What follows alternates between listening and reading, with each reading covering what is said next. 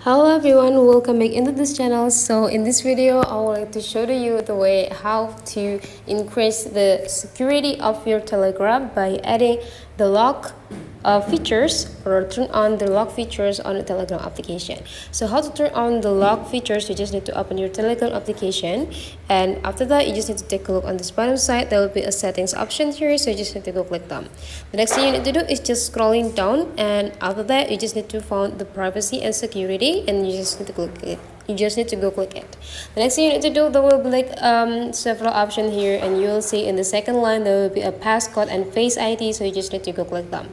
Now if you want to turn on the passcode, you just need to go click this turn on passcode, and you can also change the passcode option. You just need to press this button. There will be like two options, which are the 4-digit numeric code, or you can also use this custom alphanumeric code. So to make it simple, I will let you use this 4-digit numeric code, and then you just need to prepare the code that you want to add, and make sure that you confirm it, and you're done. So you just need to go back, and you just need to turn off this Telegram. And right after that you just need to wait several times until this lock features is ready.